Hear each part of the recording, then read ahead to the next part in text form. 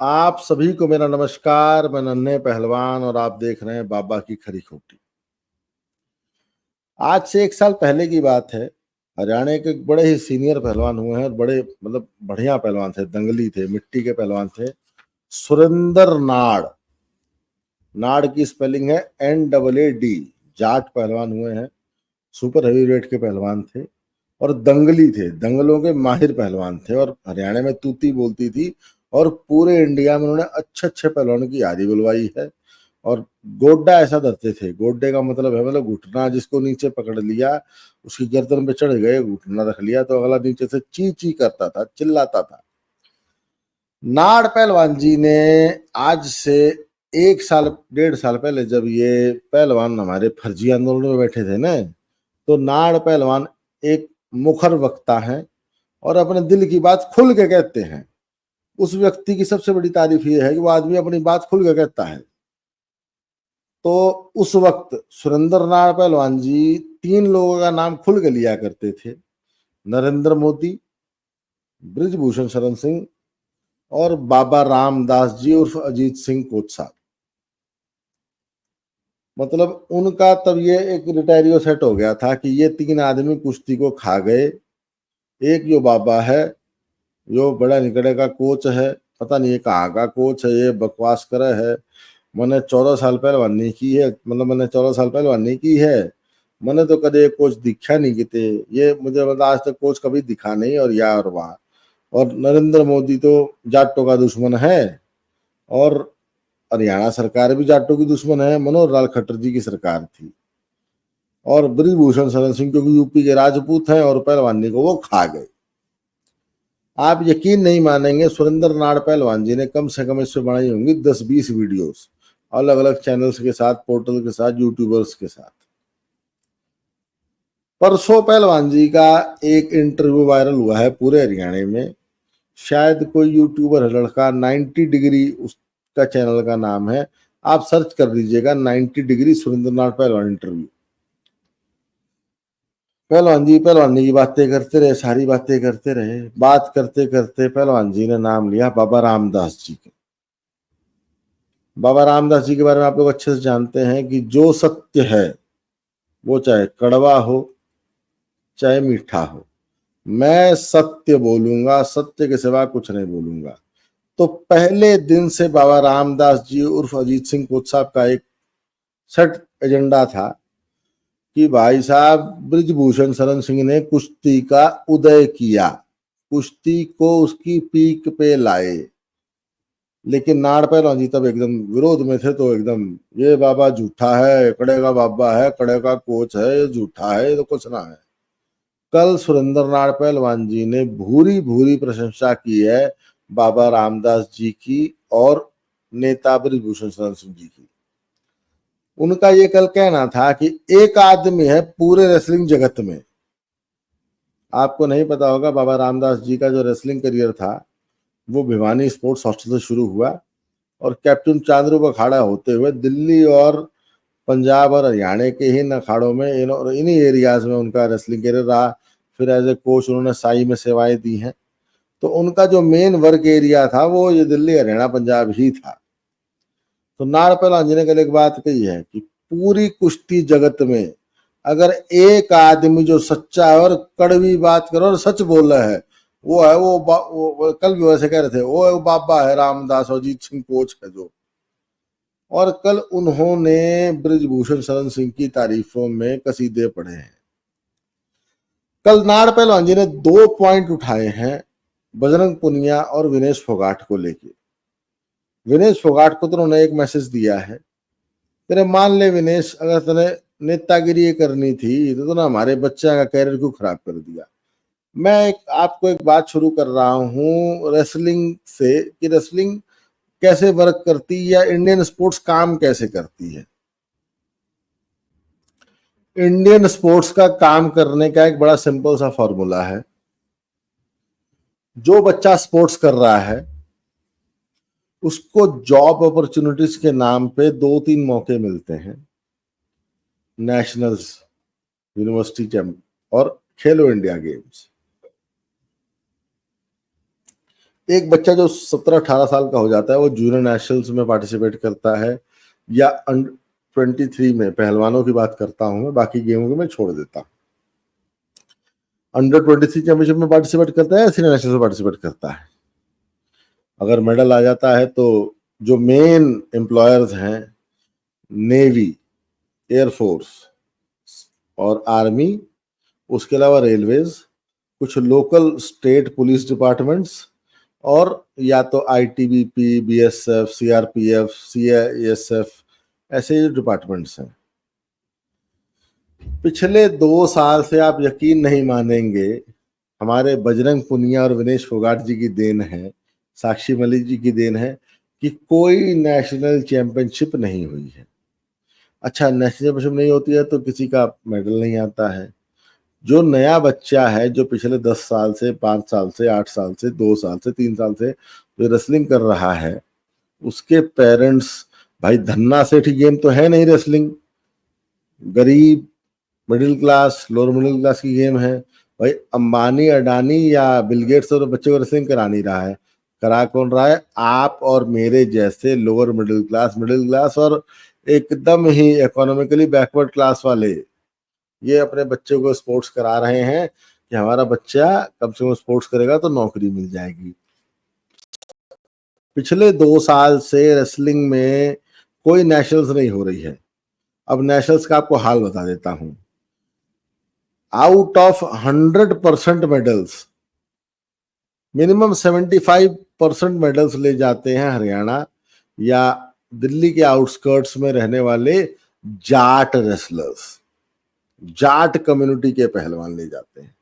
अब इसको आप ऐसे समझिए कि मैं बात कर रहा हूं सिर्फ एक कम्युनिटी को लेके, कि नुकसान किस कम्युनिटी का हुआ है? जाट कम्युनिटी का। हरियाणा में रोहतक में एक बड़ा ही प्रसिद्ध अखाड़ा है, जिसके नाम पे अखाड़ा था वो तो बेचारे गुजर गए, कुछ पता नहीं, अब नाम मुझे याद भी नहीं है, याद है तो बताऊंगा, उनका नाम बोलना भी नहीं चाह रहा।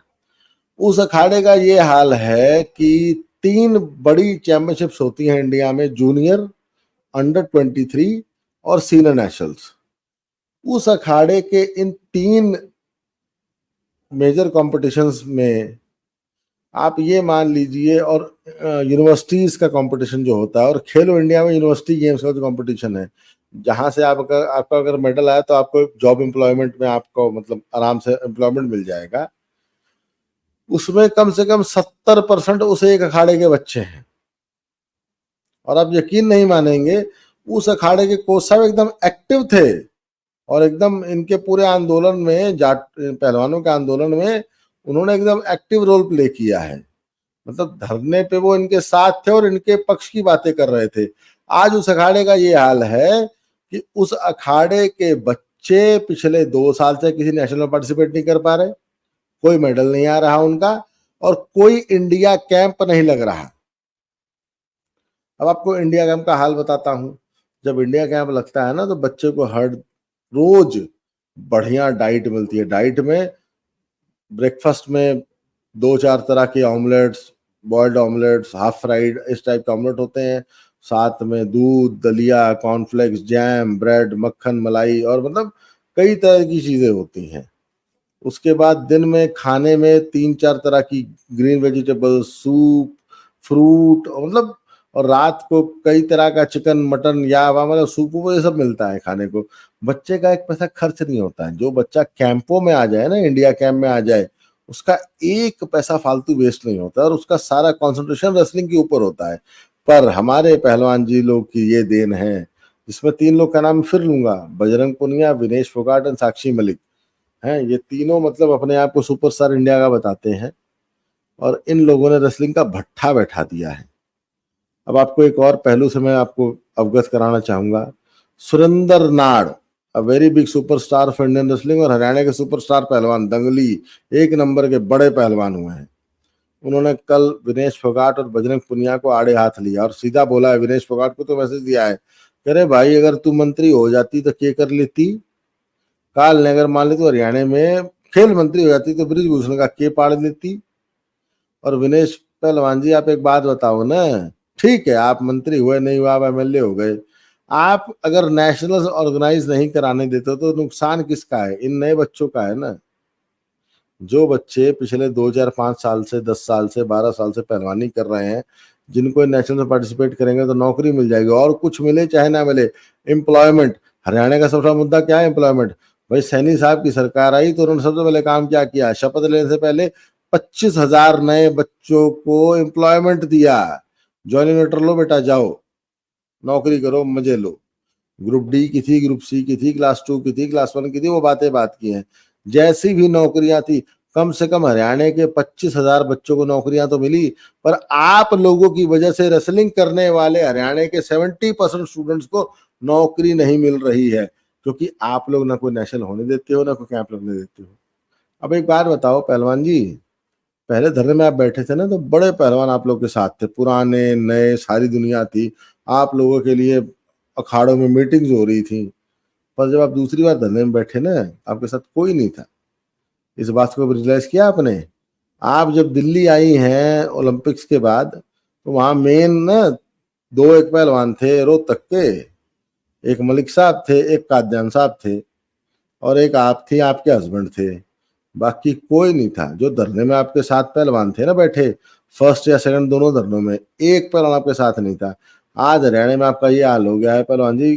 बहुत ज्यादा दिनों की बात नहीं है, बहुत जल्दी हरियाणा के बच्चे आप लोग को रोडों पे दौड़ा लेंगे। आपको और बजरंग पुनिया को रोड पे दौड़ाएंगे, क्योंकि आप लोग कांग्रेस के पिट्ठू हो गए हो। आप लोग कांग्रेस की बात करते हो। बजरंग पहलवान जी 5 तारीख के बाद 11 तारीख को दिखे और एक फर्जी केस की फर्जी पैरवी कर रहे थे। कल तो वो परसों किसान आंदोलन की बातें कर रहे थे कि हरियाणा में किसान के साथ बड़ा बुरा हो रहा है। भाई पराली जलाओगा जब किसान, तो मुकदमा क्यों ना हो। और सैनी साहब ने तो साफ कह दी है, ए गुंडे बदमाशों, ओ माफिया, या तो हरियाणा छोड़ दो या बदमाशी छोड़ दो। सैनी साहब का रिटायर एकदम सेट है, ओ भाई बदमाशी नहीं चलेगी। पहलवान जी एक बार बताओ ना, जो भी आप बातें कर रहे हो उसमें नुकसान किसका हो रहा है? पहलवानों का और पहलवानी का। सुरेंद्र नाड़ पहलवान जो आप लोग का खास समर्थक थे, सीनियर पहलवान है, 50 साल उम्र हो रही है उनकी कम से कम।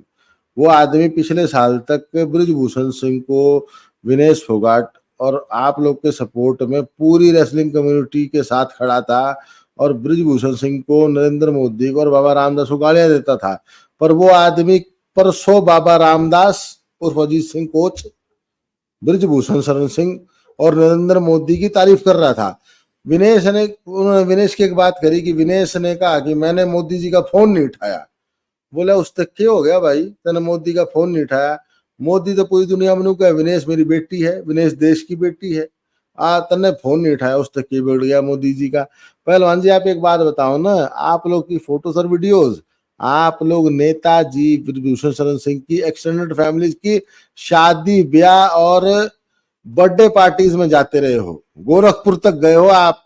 और बताओ, साक्षी मलिक जी गई हैं, हैं? तब तो नेताजी एकदम मीठा अंगूर थे। अंगूर थोड़ा सा खट्टा हुआ तो आप लोगों ने ऐसे इल्जाम लगा दिए 1,000 बेटियों का शोषण किया है। पहलवान जी थोड़ी बहुत अगर शर्म बाकी है ना, तो पहलवानी का भट्ठा मत बताओ। मैं तो सच्ची बताऊं पहलवान जी, वो दिन दूर नहीं है कि हरियाणा के जाट पहलवान आपने रोड पे दौड़ा लेंगे और आपने भाजने की जगह नहीं मिलेगी। पहलवान जी मेरी बात ना ध्यान दियो। और एक और बात बताऊं पहलवान जी, पहलवान मैं भी हूँ, मेरी तो कहीं आधा बात हो जाए।